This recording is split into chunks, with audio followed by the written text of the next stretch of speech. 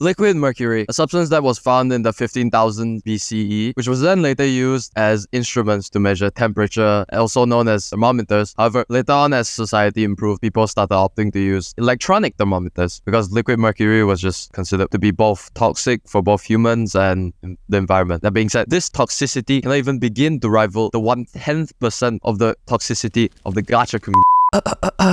Anyways, with Wuthering Waves being released for quite a while now, it's no surprise that every single gacha game currently is praying for it to be a flop. And I'm not gonna name any names, but I think we all know who. Well, why are people like this? Well, that's for another video. But despite this, Wuthering Waves has actually been crushing it with its revenue, racking in 13 million for the global side and 13,800,000 for the CN side. And since 1.0 is coming to an end, I thought it would be a great chance to compare this game to its very obvious competitor, Genshin Impact. Going straight into the video with the story, which I'll be honest with you, I'm just not a big fan of. I'm saying this as an ex-Genshin player. I think personally Genshin did the story better. A big goddess taking our brother away, and then you wake up, and then you meet Paimon, and then after you go see Big Dragon, and then Big Dragon leaves, and then after it drops like red here, and then blah blah blah. There's the same amount of like NPCs asking you random shit. To be fair, both games do this, but for me, maybe it's because of nostalgia, but I personally enjoyed every act in the beginning for Genshin. Whereas for Wuthering Waves, I think especially the start, pretty rough with like Act 1 and 4, not really moving. And one complaint I have is that they changed the original timeline where you met Xixia and Yang, and now wow, you're best friends fighting a big monster and everybody gets along, sunshines and rainbows, as opposed to CBT 1 where everybody was like a bit untrustworthy of you in the beginning because, hey, random body in a monster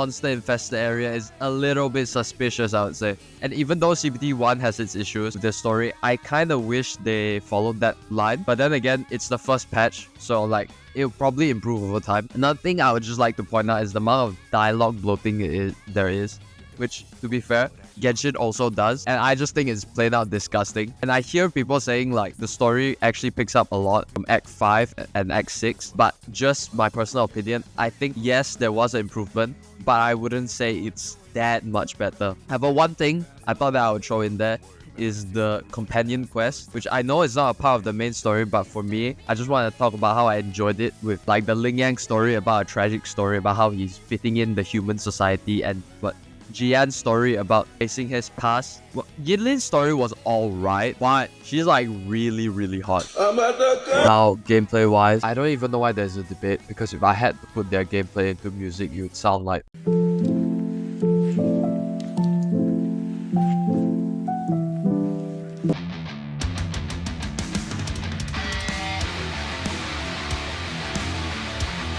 you get the point. But there should be no point in debating because it's just pointless. Genshin's gameplay is just so much simpler and whoa down those pitchforks. I don't mean it in a bad way. It's just that it's not meant to be very complicated. And now obviously there are some characters more sophisticated than the others. But for Wuthering Waves, there is a pairing mechanic, there is a dodge mechanic, resonance liberation, and etc. So I think it's unfair to compare this one thing, because I wouldn't say that Genshin is quote-unquote better or Wuthering Waves is quote-unquote better in this aspect. But one thing I do have a gripe with Wuthering Waves is its auto-targeting system. Maybe it's just that I'm not really annoyed, but it seems like all the time I'm trying to hit the enemy I want to hit, I don't hit them. And don't get me wrong, I love the combat in Wuthering Waves, but I feel like just minor tweaks can just help elevate this game like crazy. For the open world first, the world itself, which both games just do a good job for me, but then again, I would say this aspect is just completely pointless to compare, because they all have their own way of portraying the world. Genshin has more of a lighter atmosphere in my opinion, more bright, more vibrant. Even though there are darker themes, it just isn't comparable with Wuthering Waves, which has dark lit areas, just more things to bring out their dark fantasy theme. That's why I think this comparison is just completely pointless.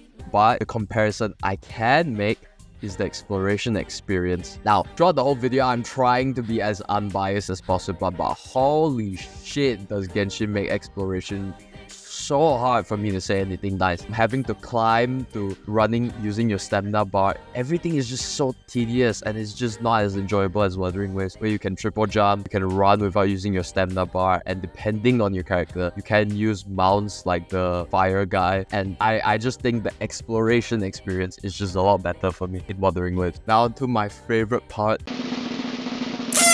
the design.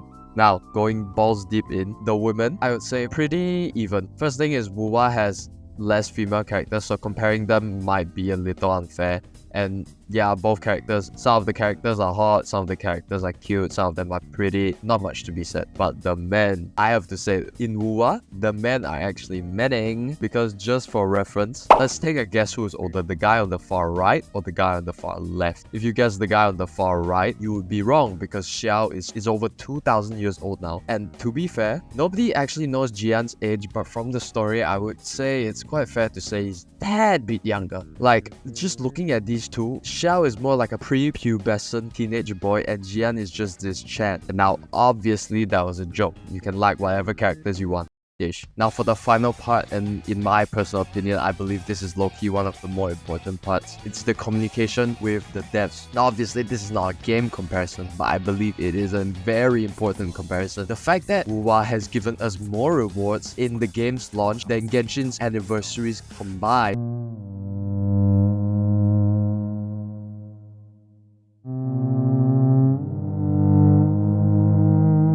Says something. And yeah, Wuwa had a rough start with a lot of issues and then stuff happening in the JP servers, but glazing as much, okay, those issues were bad, fair, but can we take the time to appreciate how fast the developers responded? I mean, do you remember the first Genshin anniversary debacle? The devs for Genshin just did not want to give us more rewards and they just blamed it on bad communication. I remember when they started silencing Redditors and then everybody just started spamming the Chi-Chi emote, which was quite funny. But then when they finally responded, they blamed it on, again, communication problems, and they just dropped a glider, some primo gems, and that's it. And the second, third anniversary, there's drama with that. That's why I believe the dev communication is just so important here. Anyways, that was more of a rant, but at the same time, I believe it's important to point out these things. So what did we learn from these kids? What was that? Nothing? You would be right! Because to be fair, there is no point in comparing. I'm just making this video because it's clickbait, and if you want to play both games, just play both games. Nobody gives a